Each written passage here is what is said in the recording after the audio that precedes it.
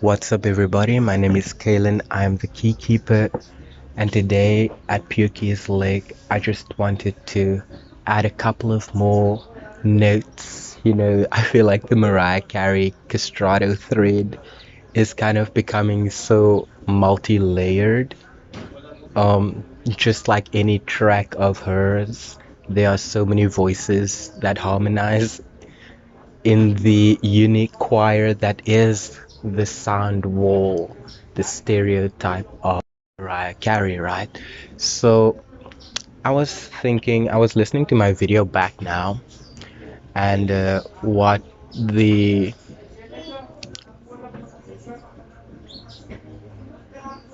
what was said about just like the different hormones, androgens, blockers, the prepubescent state, the menopausal state, her being eternally 12, um, and my like blurry theory as to like, is it 1969, is it 1970? So I just had this idea of like maybe like they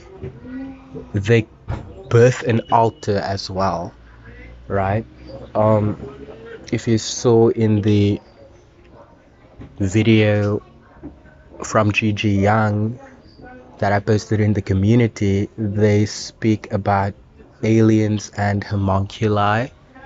And so I don't think it's a foreign idea, especially when we bring transhumanism into the picture the way she quite very logically does. And it just allows us to really separate these Elohim stories as creation stories rather than what would be the Credo Mutwa meets David Icke. They literally met of like this Alpha Centauri, Pleiadian, God knows where they are from, but galactic invasion, pretending to be like us, but they're not us, um, and being like shapeshifters, being reptilians, those notions, like all of those are very conspiratorial, right? Disclaimer, guys.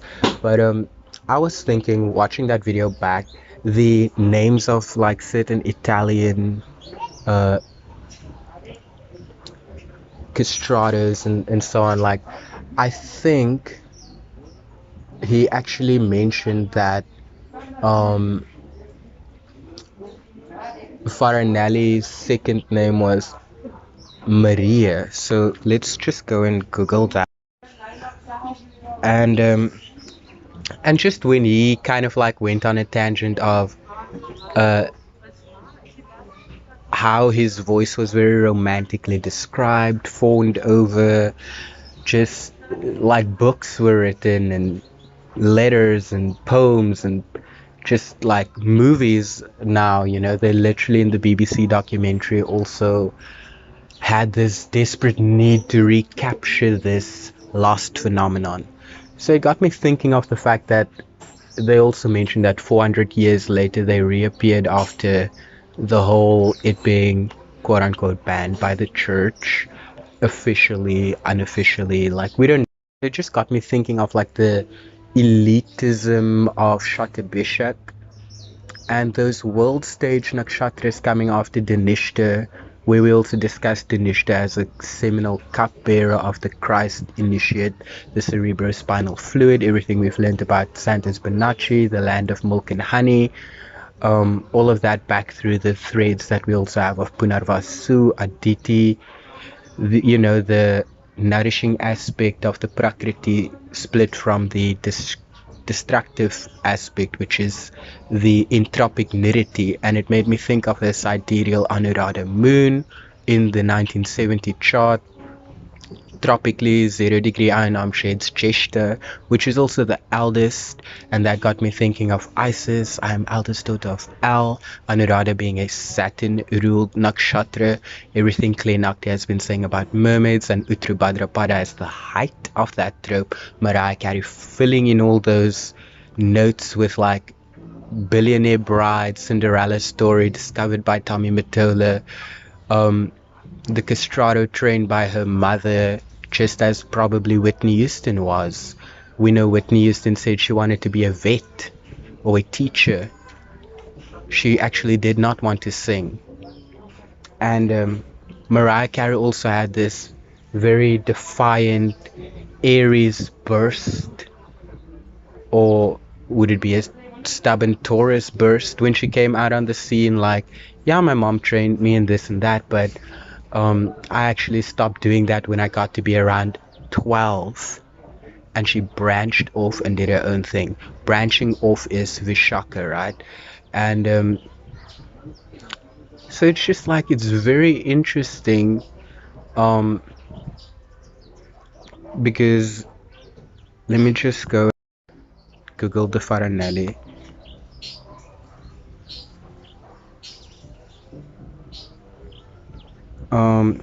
Carlo Maria Michelangelo Nicola Brocci, a celebrated Italian castrato singer of the 18th century and one of the greatest singers in the history of opera.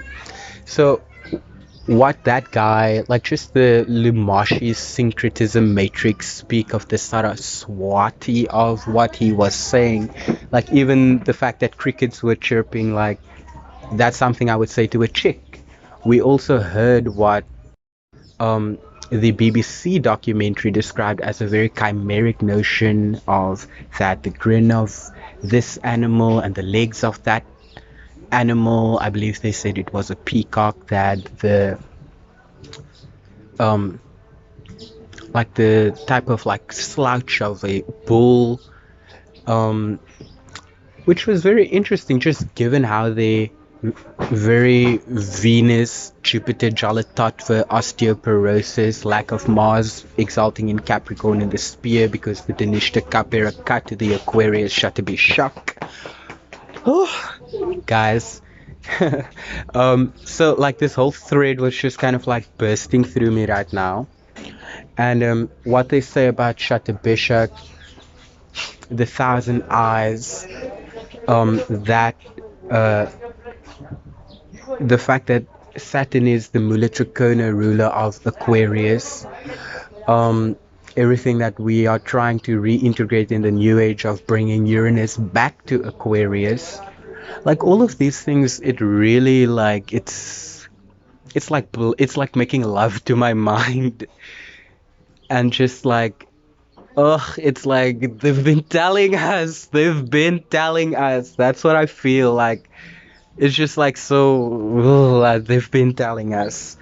So comment down below what you guys think, but I just wanted to like reference back to the past points that were made. So he described the morphology. I also saw somehow it just kind of synced that the way I randomly put pictures in one of the other videos, that the esoteric secrets of semen retention, it had this coiled serpent in a tree, glowing lights between the pillars of Joachim and Boaz, which was very bringing it back to the Punarvasu at that very anaretic degree, which she has in the 1969 chart. So I'm just thinking, like, is the 1970 chart the Nereti split of that? Because in the 1970 chart, then we do see, for example, that, let me just find it here. In the 1970 chart, here we go, I have like a whole folder. The 1970 chart. Okay, the 1970 chart has Aries ascendant in Bharani with Mars conjunct the ascendant, Saturn in the first pada, Mars in the third pada of Bharani, which is very interesting because it's like, did they create that birth chart in the sense of like, we are going to create a yoni for you with Saturn and Mars? So what we know of Saturn as a castrator and Mars as the phallus, like, it just, I had a very medically 1,000 ways to create a castrato right now. Um, just go through my brain. Um, yeah, because like I've seen an animatronic thing of how a gender reassignment surgery would work, the different stages that it would take on. Just thinking, have these Shatabishak, Jimmy Neutron geniuses of the elite world. Um, we know Rahu is that which generates things that are unique, and Venus covets that. So in this 1970 chart, she does have an exalted Venus in the final pada of Revati. So, and she has Mercury there, and she has Chiron conjunct Saturn in Uttara Bhadrapada. So, is that telling the creation story of Mariah Carey? You know, as it was put on stage, we see that. Let me just remove the like everything is whole signs, and I just kind of like want to not see it like that for a moment.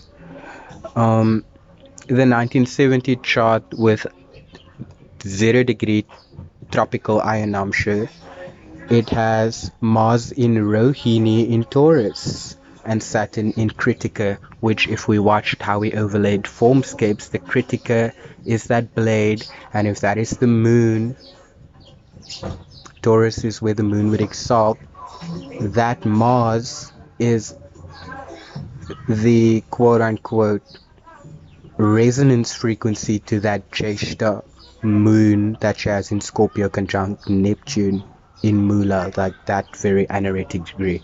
So I think my tropical placement, knowing what the world was kind of like pulling out of me to become, with a 29-degree Scorpio moon and a 29-degree Capricorn Neptune, where like, she has the midheaven point there in Danishta, and the yod to my sun, which is in Punarvasu, which is where her 1969 moon was. So it was just like me seeing a certain element of my own Revatiketu. You know what I mean? Because I've been androgynous all my life. I've been able to uh, gender bend. I've been able to like put on a dress and be able to like pull it off. Just because my physique is naturally, it's in my name. If you look at my name, it says and Faye. So there was this list. I could look like Mariah Carey in Vision of Love with a wig type of thing in a bodysuit with like, maybe like some chicken cutlets and just like a not too low cut on that bodysuit. But then again, they had the technology to give her small breast implants. They had the technology to enhance her as the years went along. So just the very transhumanism of it all, and the very Uttara Bhadrapada Saturn ruling ethereal things like mermaid and aliens of it all, the very Shatabishak height of Rahu, which is coldest and most like Saturn, and the whole fact that the castration of Uranus produces the Aphrodite Venus foam of our 12th house cipher that filters back as a cup bearer onto Neptune, which is the chrism and the horse he rode in on, and the hippocampus and the pineal gland, and that 1,000 petals of light. And what Sevan Boma said about like technology, movies, what you watch on TV, even looking at like her masterclass and like some of the clips that were in my videos, which is on the James Corden's show, I can see the deep fake filter kind of failing her at times, and then I'm like, wow, this very gelatinous joints, that very mermaid silhouette, like in that orange dress. Did you guys see that? Like it was so like, and then I'm thinking like with all that water and all that yin, how much like kundalini can you like, with like the voice, because we know Mercury and Ashlesha and the talking serpent and all of that, Ashlesha having the potential to cause poison. So that's where my Venus is. That's where I feel like I know like I can channel the Mariah Carey realm from certain places, if that makes sense to you guys. And yeah, it's just like she's been saying what she loves, swimming with the dolphins and this and that. And I'm not saying she's not very human, right? I'm just saying like with Shatabishak and the fact that that one chart does give her Shatabishak ascendant. So yeah, like, and this is a Vedic chart. So even if I have that like birth time 727 um for the 1969 date on Mastering the Zodiac, right, which I like heavily trust, um the ascendant is in Aries. But remember when we had that snake, that rainbow snake, because all these colors on Mastering the Zodiac is reminding me back to that Aries tongue and that Aquarius shocking Shakti. It was all connected. And like Mariah Carey and her vocal cords, and it's world famous. Like people teach about it, people try to do it. Like it's, but she is the Farinelli of our time. She is the virtuoso, the most celebrated Danishta, cupbearer of the gods. She's the songbird supreme. Whitney Houston may have been the voice, and this takes absolutely nothing away from her. Even the very fact that they have a trinity with Mariah, Whitney, and Celine. I still haven't checked out Celine's chart, but just her name is very moon. And even when I spoke about it, like in the context of creating a muse, a moon star, the way Tommy Mottola tried to model Mariah Carey after what Renee did with Celine, Celine popped up with a moon in the background and another star. If you guys check it out, like I didn't plan that, you know.